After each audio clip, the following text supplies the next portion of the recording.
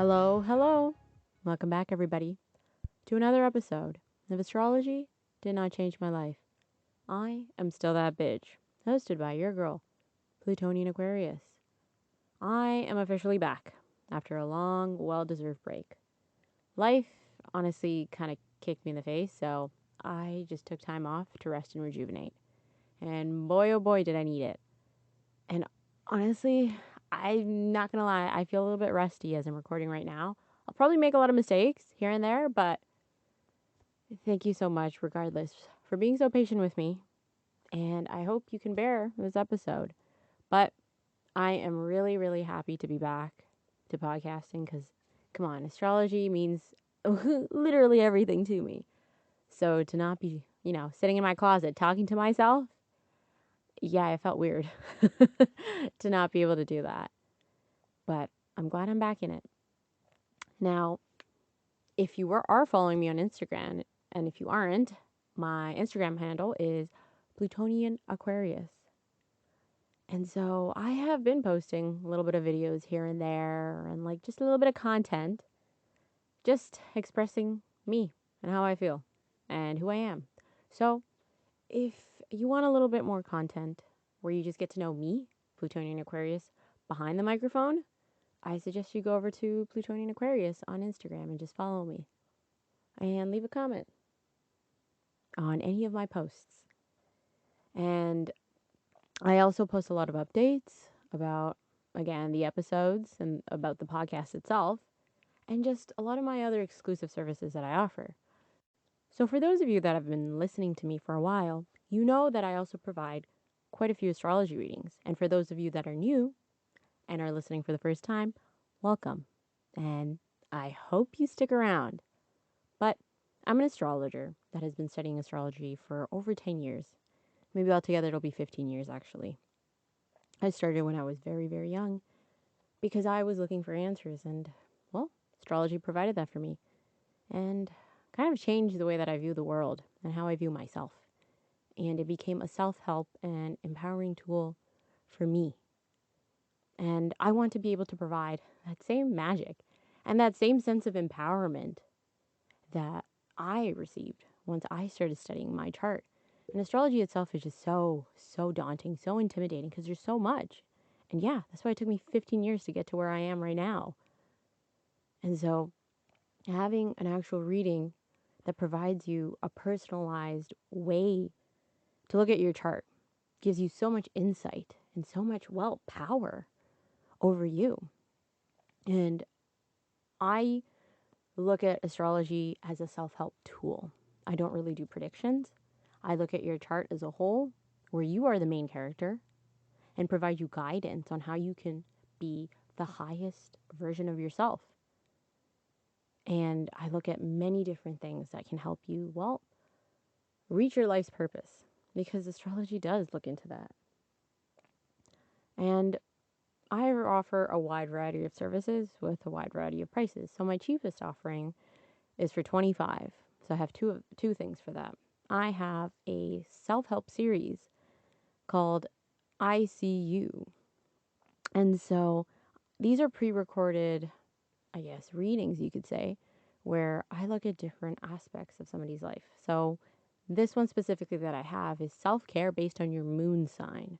So if you were ever wondering what a good self-care routine looks like for you, well, chances are you could find something that is really catered towards you if you know what your moon sign is.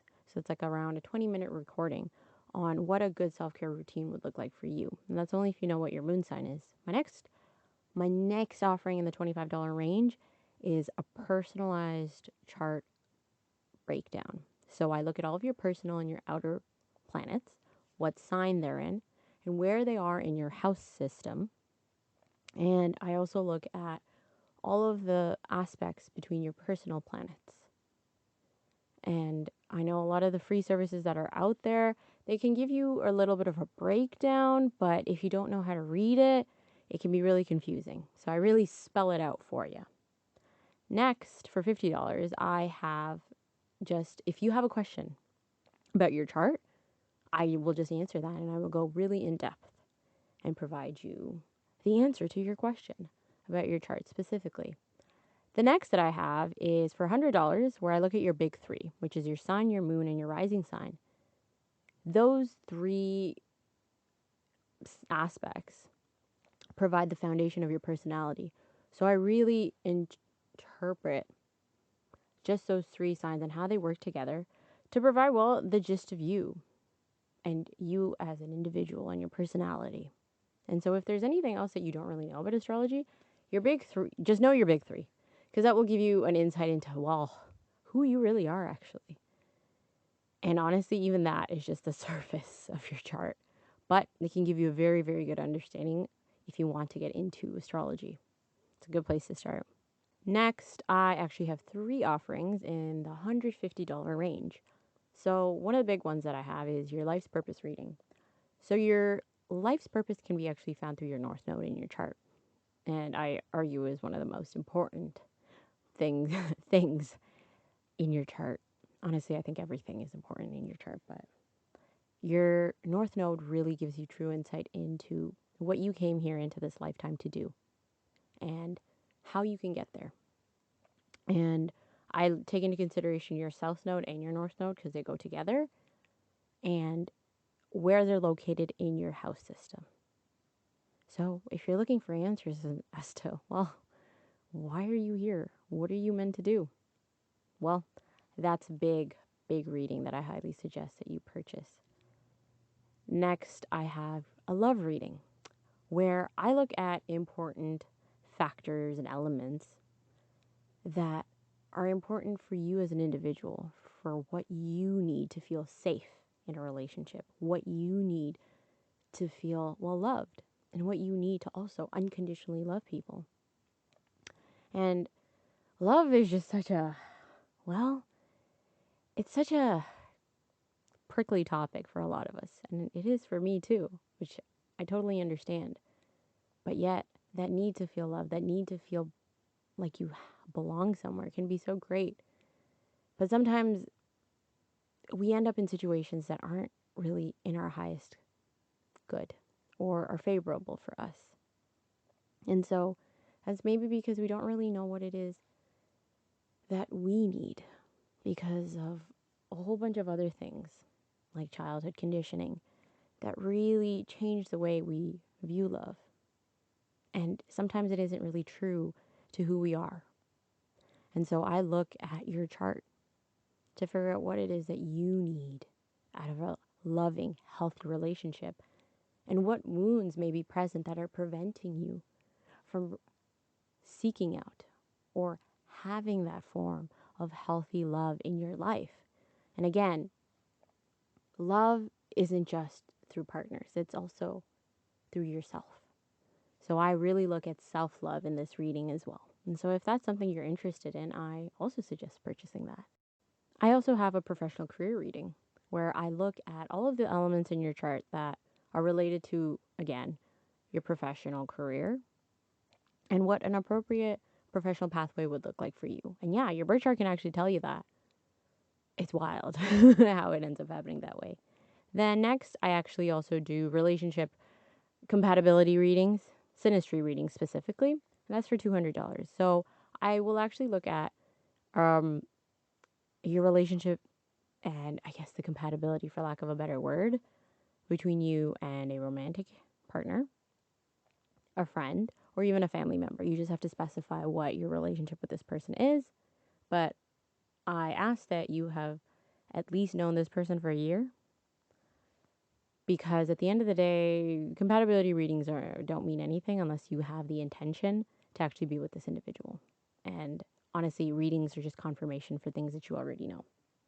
And again, I mentioned that I don't do predictions. I am just giving you guidance. What you do with this information is up to you.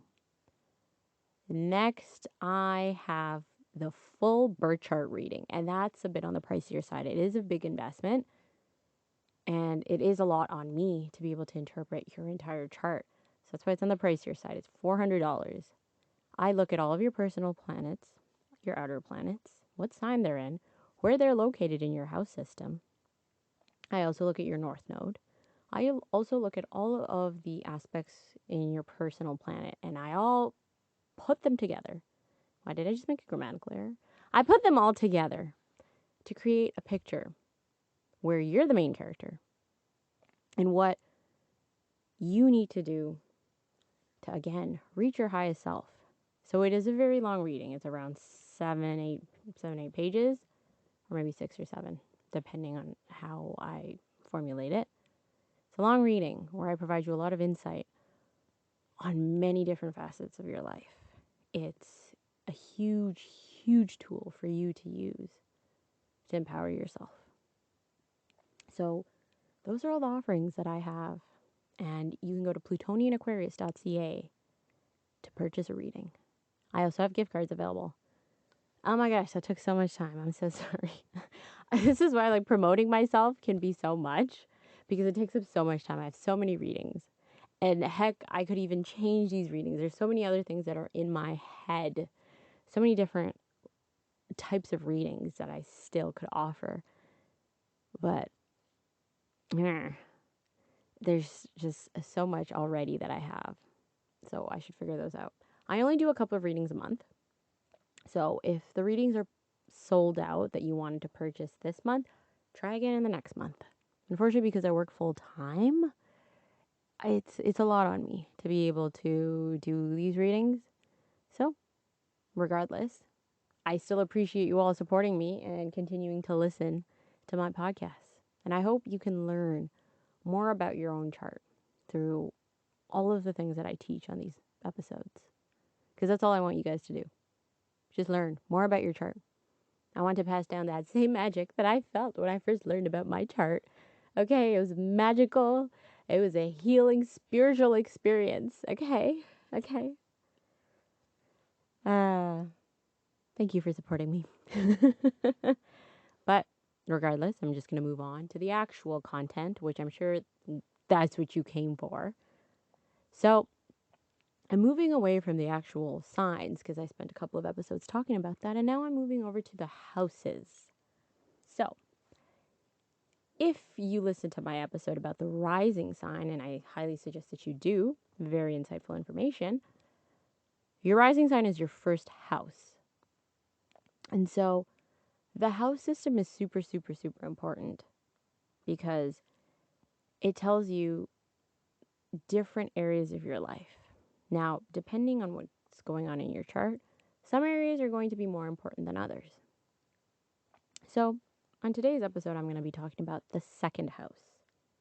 Now, before I even get into it, really, I wanted to talk a little bit more about the house system because I know it can sound confusing. So, your house system is determined by your rising sign, which is your first house. So, the sign that comes after your rising sign, that's usually going to be the sign of your second house. And the sign that comes out after your second house's sign is going to be the sign of your third house. And so that's why your rising sign is so important in determining, well, the makeup of your chart, really, because it determines all of the different signs that are going to be present in the actual, well, house system. And the way that I can best describe how planets are placed in your chart is you can think of it as colors. So maybe the second house in your chart for one person is going to be red, and for somebody else it's going to be green. And now if the planet is red, the red planets are all going to go into the red house. And if somebody else's second house is green, then all the green planets are going to go into the greenhouse. And so depending on what sign that house is ruling, the sign that those planets are in are going to be in that house. So say your second house is in Taurus, you have a moon in Taurus, that moon is going to be in that house. We have 12 houses in total, all the way from the first house, so your rising sign, all the way to your 12th house. And each house represents a different facet of your life. Your first house, for example, is how you approach the world. It's the front door of your entire chart. It's the first thing that people see when they encounter you. It's your house of self-expression. That's the best way to describe it. Now, not everybody will have a planet in every single house. If anything, A lot of people actually have a lot of planets in like one house, and then maybe the rest of their houses are empty. And now, what does that mean? Does that mean you are just houseless individual? No, no. It doesn't mean you're empty on the inside because you don't have a planet in your house system. No. When you have a planet in a house specifically, that just means that that area of your life will be a little bit more important for you in this lifetime, and the lessons of that house are going to be big in your life. And you're going to spend most of your life really just trying to figure out how do you navigate, I guess, that facet of your life. So if you have a planet in like your third house, communication will be big for you in this lifetime. Now, if somebody else doesn't have a house, what am I saying? Somebody else doesn't have a planet in their third house, it doesn't mean that communication isn't important for them in this lifetime. It just means that in this lifetime, communication is something that they've already mastered in a way. And so in this lifetime, they don't actually have to figure out the lessons of that house. And that's a good thing. And so don't panic if you don't have a planet in one of your houses. You can still look to the energies of that house because, again, all of the different houses represent different areas of your life. And you still have those areas in your life, right? Like communication doesn't disappear from your life. No, it's still present. It's just not as important. It's in the back burner for you. It's not really on the forefront. And so you can just look at the sign that house is in. So say you don't actually have a planet in your second house and the sign that it's in is Taurus. So the way that you approach the second house areas of your life are more so in a Taurian way. It's expressed in a very Taurian fashion. That's really the best way that I can truly describe it. And so different houses have different precedents, different meaning, and depending on what planets are in each house, the way that you, again, navigate that area of your life will be very different than somebody else who has a different planet. And so now I'll actually talk about what the second house truly represents. So your second house comes after your first house, obviously, right? It is ruled over by Taurus. It's actually Taurus's house. And so your second house traditionally has always been described as your house of material resources. But again, if you know me and you've been listening to my episodes for a while, you know that I don't like to stick to superficial labels, superficial ideas, because astrology is way more than just the surface level that we all really look at it, or try to sometimes. And if anything, just saying that it's a house of financial resources kind of does it a disservice, right? Because again, there's so much more to it. There's so many more layers to just about everything in astrology. And that's why I spend all my time talking about it, because I don't have anything else better to do. So, the second house is your house of stability and security. And that's my interpretation of it. And when I mean security and stability, the best way to really describe it in terms of resources, because your second house, yes, is definitely a house of resources, because that's what Taurus does represent. Taurus is an earth sign. And earth signs are all about tangible things. Things that you can see, feel, touch, smell, see. It's a very practical way of approaching the world. So it makes sense that it would be the house of resources, because that's what Taurus is all about. Taurus is definitely about accumulating resources, but resources in a very physical interpretation gives a lot of us comfort and security and stability.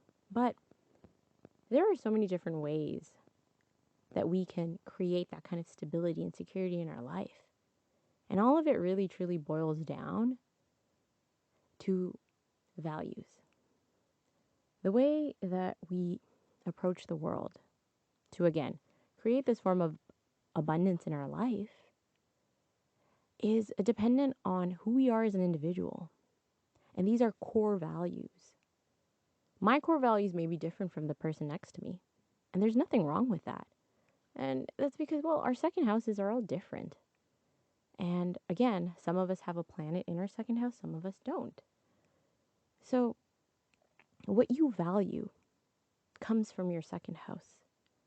And depending on what it is that is important to you as an individual, will really dictate what brings you comfort.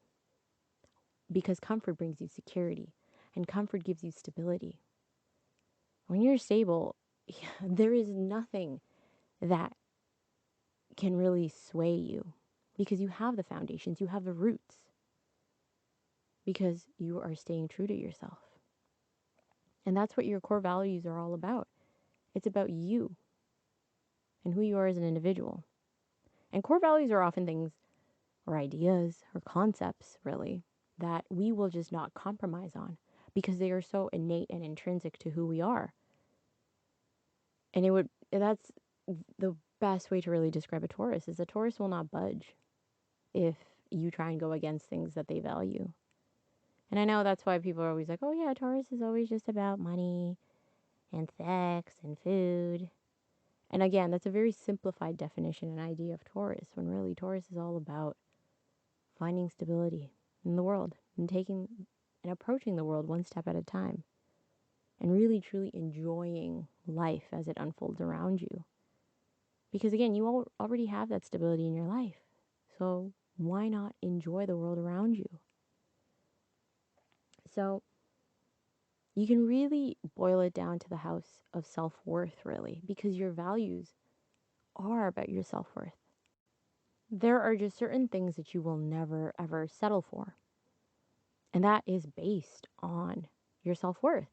You know what you bring to the table, and you will not expect anything less. So really, it's so much more than just the house of financial resources. It's not just the house of money. And so the second house being ruled by Taurus, Taurus is ruled by Venus. And Venus itself is the planet of love, of attraction. And love and attraction come in so many different ways. So the best way to really also think of the second house is the house of what you attract.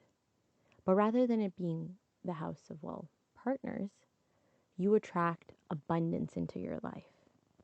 Abundance that brings you stability, that brings you comfort, that brings you joy, really.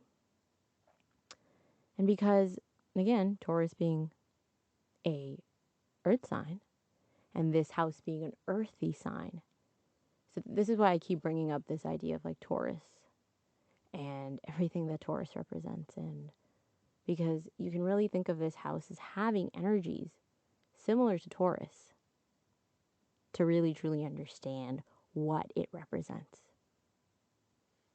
So it's the house of how you attract resources, how you attract abundance. Now, abundance looks different for every single person, right? It doesn't always have to be physical, like money. Abundance can simply be dependence, having a lot of money in the bank. Well, for somebody else, simply being comfortable, having a roof over their heads and making sure that their family is fed is abundance. Or having that stable source of income and knowing that your family is happy.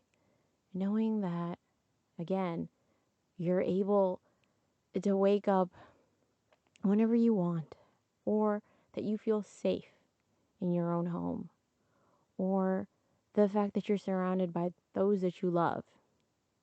Those are all forms of abundance. How you value, well, I keep bringing up value. How you interpret abundance is dependent on your value, really. So, again, what you value is really, really important for determining how the second house energies are going to play out for you in your life. It's really just dependent on those core values that I was talking about.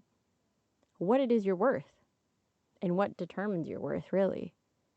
And again, it's different for every single person. And while some of us can maybe interpret it as like, again, a very tangible, pragmatic way, like an earth sign, like Taurus does, for some of us it could be a little bit more, again, abstract, theoretical, where I have the ability, not the ability, I have the luxury and the freedom to be able to think for myself without anybody imposing anything on me. That itself is a form of abundance, right? So it all depends on who you are as an individual and what you will not, again, compromise on. Your second house can really determine how it is that you even create that abundance in your life and how you seek it out in life and how you, again, bring it into your life. Now, that's the reason why the idea of the money house comes in, because some people can make money in different methods, really. It's so important to determine what your core values are, because how you make money is, again, dependent on you. For example, I do not like the 9 to 5 schedule. That's not for me. No, I'm not about that. But for some people, that works. And they like having that stable, recurrent schedule. And for me, I'm okay having my alternating schedule. I work 12-hour shifts, and I'm okay with that because I get a lot of days off. And I like to be on my toes with my schedule and things like that.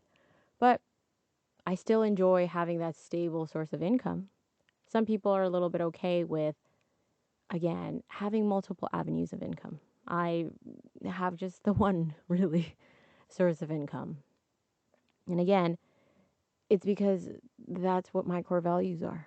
There are certain things that work for me, but may not work for somebody else. Now, your core values are also really good at determining, again, your own form of practical comforts. Because again, Taurus is all about the pragmatic, tangible things. So, depending on who you are as an individual, what brings you comfort, again, which is tied to what brings you security, what brings you that sense of stability, comes from your second house. Now, depending on what exactly is going on in your second house, you may be a second house individual. And what that really means is that you have a planet in your second house. So that just means that second house ideas and concepts, that area of your life is very important for you in this lifetime.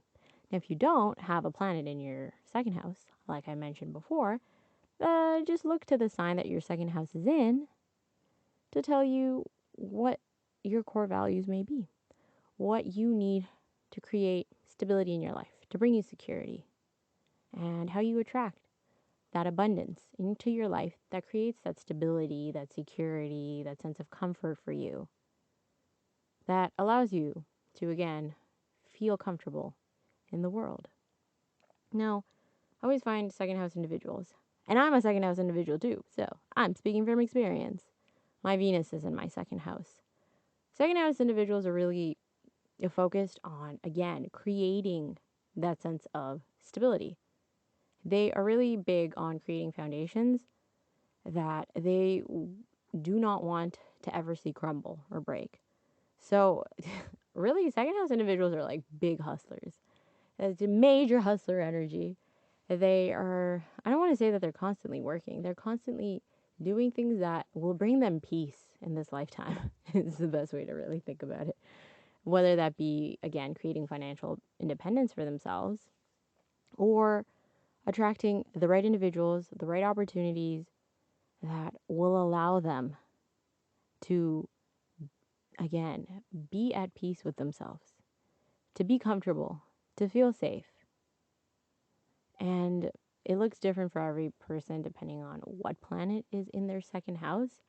But I always find that second house individuals just will not compromise on this stuff. If somebody's like, hey, maybe do you want to work less? They're like, screw you.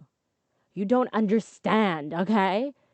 I am out here trying to create a life for myself. What do you know? And it's like, oh, okay. I was just suggesting. They are very adamant. And honestly, it's a very admirable quality because, again, they stick to it. they will not budge. And like, Taurus is notorious for that kind of stubbornness.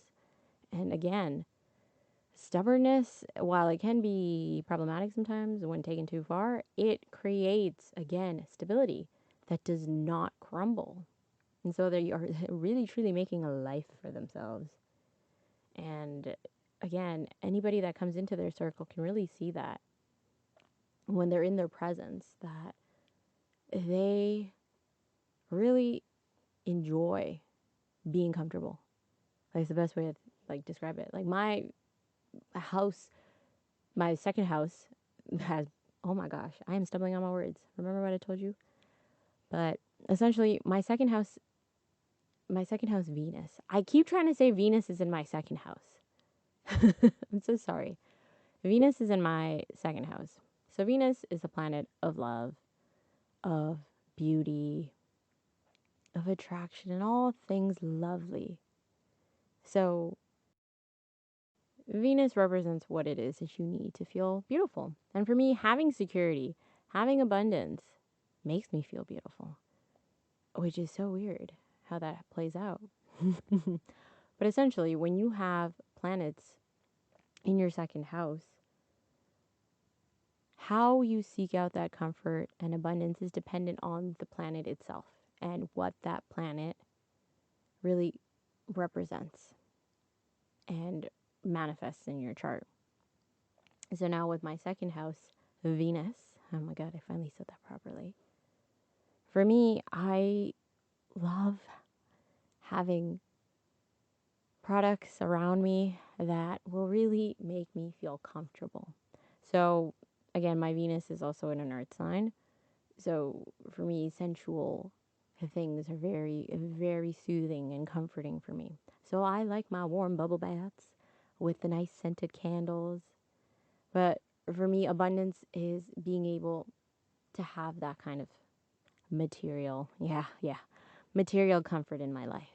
I'm I don't compromise on this. I love being able to have that kind of lifestyle. Like, I am a little bit of a spoiled brat when it comes to this kind of stuff.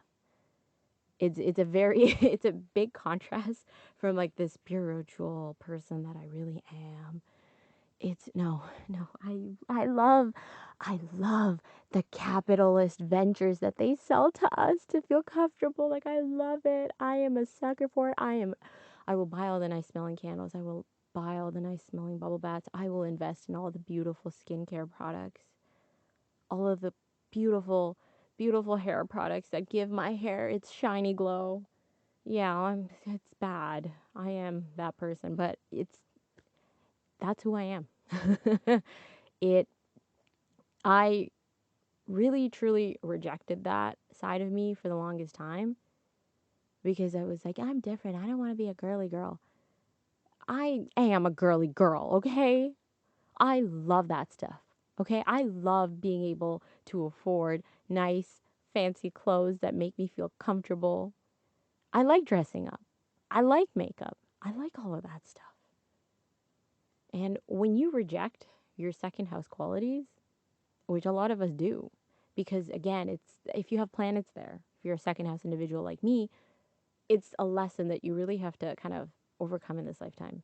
And the tendency can be to reject it because you're like, no, I just don't want to deal with it. But you have to, because once you do, that's when you become more in touch with yourself. You become a more balanced, functioning individual. Because again, these are facets of your life that deserve expression. But when you reject them, you reject a part of yourself. And again, that creates a wound, that creates a form of conflict within yourself. And the best way to really address those feelings that you have of like feeling like something is off, feeling uncomfortable, can really come from really sitting down with those feelings that come up and letting them express just to the fullest. Did that sound grammatically right? Essentially, whenever those weird feelings pop up where you're really confused as to why you feel out of balance, just sit down with those feelings and just express them. Chances are they'll probably tell you a lot more about who you are and what you need. And so for me, I needed to have that self-care routine for me, that physical self-care routine. Now, somebody else has a different planet, or even if their Venus is in a different sign, maybe if it's in a fire sign, for them, being able to express their passion really makes them feel beautiful. And so they will attract abundance, or attract opportunities that will allow them to express that passion. And so it's different for every individual, depending on is what planet that house is in. Or again, what sign that planet even is in. And even, well, if their house is empty, and then it just manifests very differently. But I'm talking about this in the context of, well, you have a planet in your second house, and you were a second house individual just like me. And so it's really important, if you are a second house individual, to really truly sit down and listen to what it is that makes you feel good. And you shouldn't be ashamed to listen to yourself, because it doesn't make you shallow. It doesn't make you selfish to listen to yourself and to give yourself and provide yourself the things that make you feel secure, that make you feel stable, and again, make you feel abundant. Because when you aren't really truly listening to what it is that you need to feel secure, what you need to feel stable, chances are you're probably actually rejecting all of the abundance that you want in your life. So that's part of that conflict. Now, when you sit down and actually listen to what your core values are and actually give them expression, let them manifest into your life as something real. For me, actually investing, and it's like, it sounds so simple, but I didn't do it for years. I didn't go to a hairstylist for years. I never got my hair done because I was like, oh yeah, I'm different. Or I never really actually had a nice skincare routine because I was like, I'm different. But I needed that. And really investing in my skin, investing in my hair did wonders for my self esteem.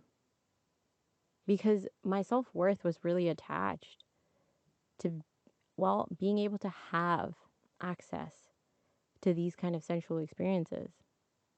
Because those are things that I need to feel comfortable, to feel secure, to feel stable. Because again, Venus being here, I needed these opportunities and resources to feel beautiful with me. So I'm not doing any of this for anybody else. I'm doing this for me, really. Right? Like looking good with my hair, with my nice skin. It's all for me. I feel beautiful. I feel of value to me when I am, again, investing in these opportunities. That's what abundance for me has always looked like. It's a little bit of a shallow, for lack of a better word. I don't think it's any less significant, but it's definitely a very physical manifestation of second house energies, because again, my Earth Venus is located in this house. But regardless, your second house really determines what it is that you need to just simply feel good about yourself, because your self worth, which is your self esteem, is really, really dependent on the core values that you have. And if you aren't really listening to those core values, being true to you as an individual, it will really make you feel, in a way, poor. That's the simplest way to describe it. But it'll feel like something is missing and that you'll never feel like you have enough. And you could really be chasing opportunities. You could be chasing moments in the hopes of creating, again, that abundance, to create that stability.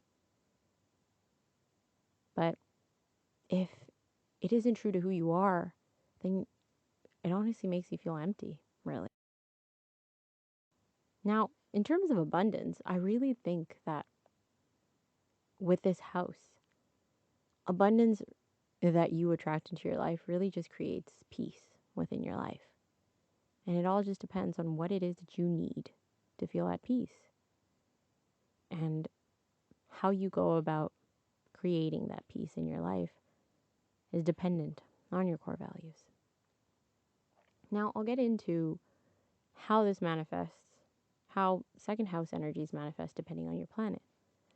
If you have your sun in your second house, your sun, again, is your planet of self-esteem. It's your planet of self-worth, which is really funny because that's also what this house represents as well.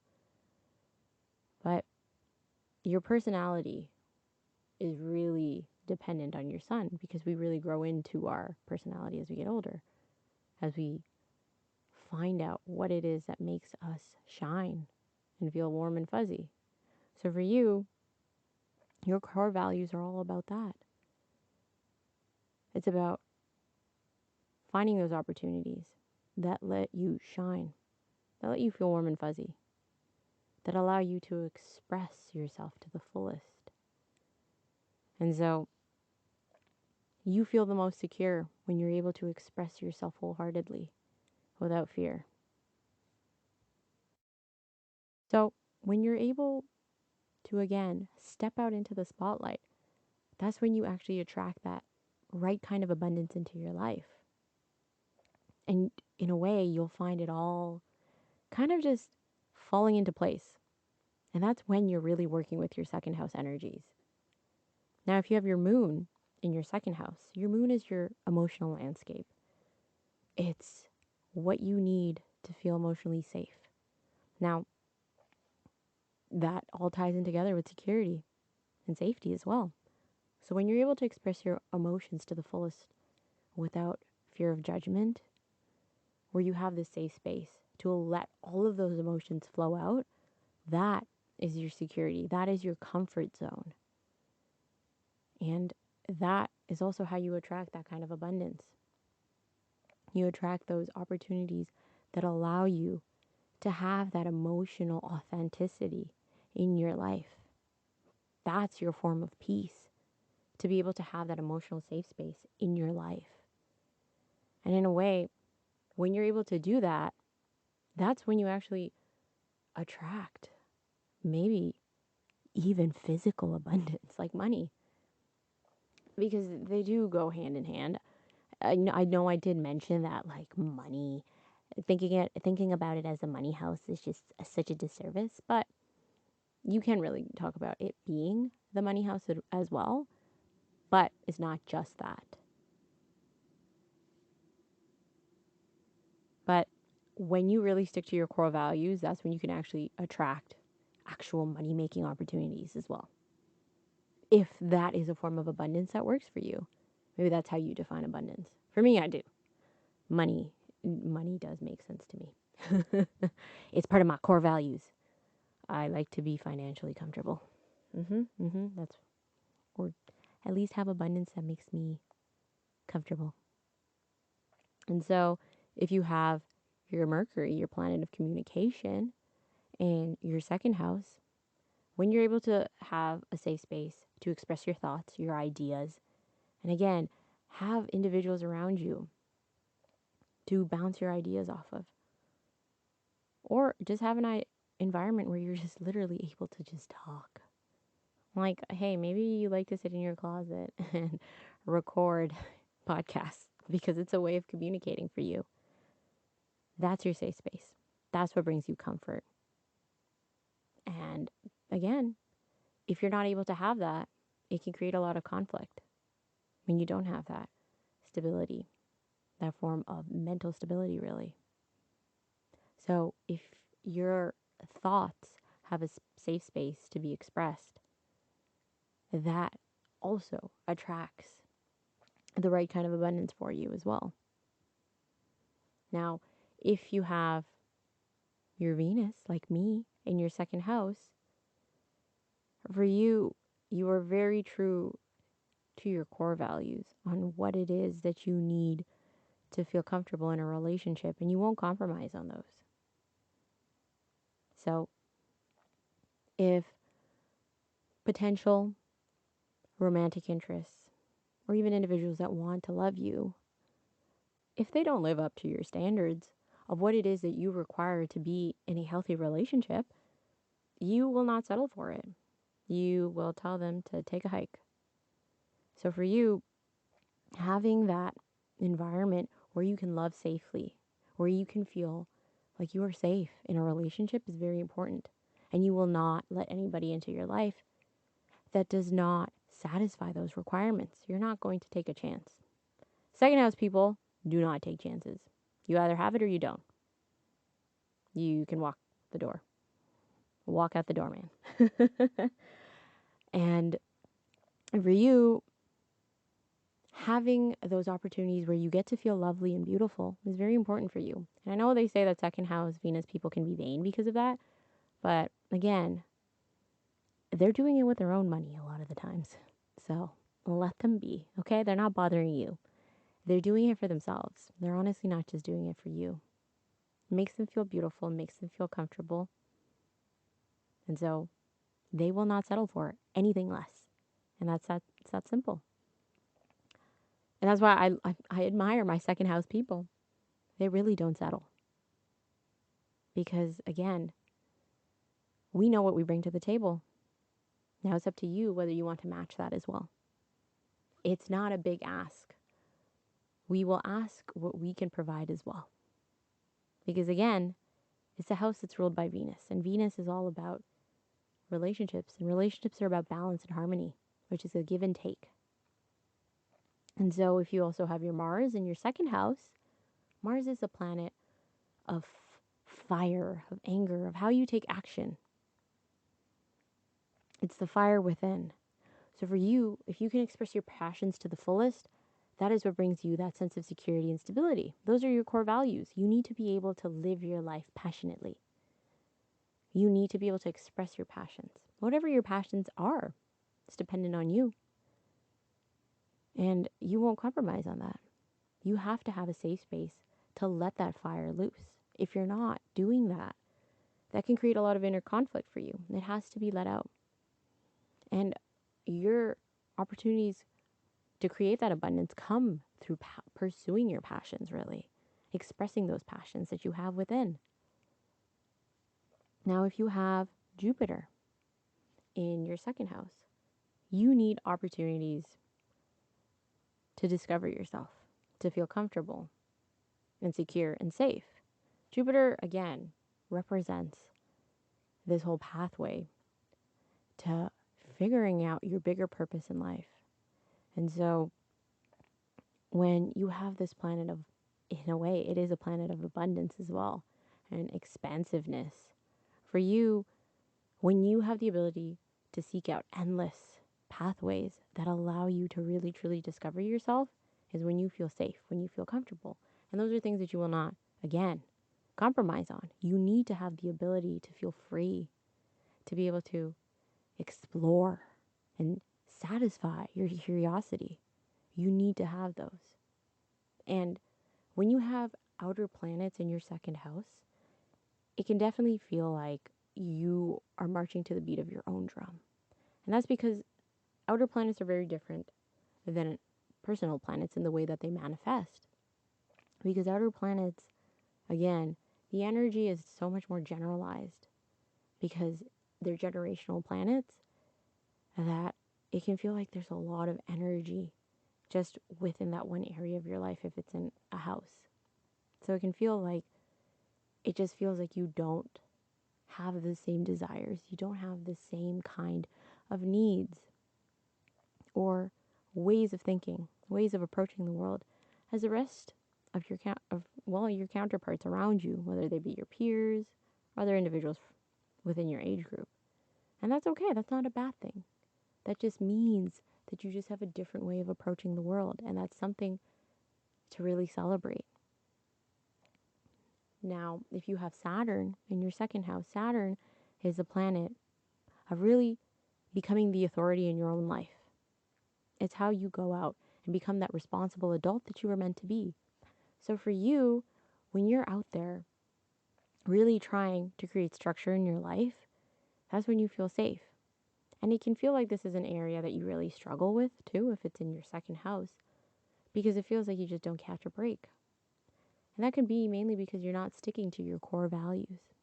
Saturn is all about doing the hard work.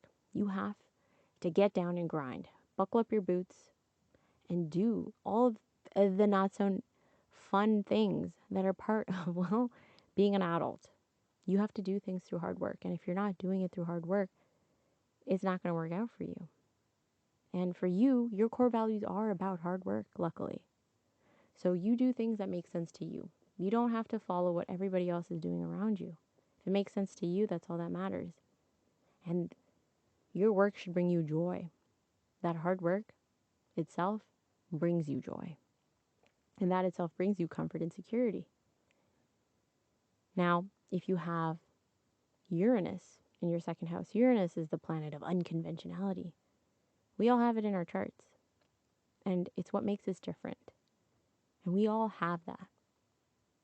And so, with your second house, your Uranus being here, that just means that for you, comfort and security can be very different than the person next to you, and that's okay.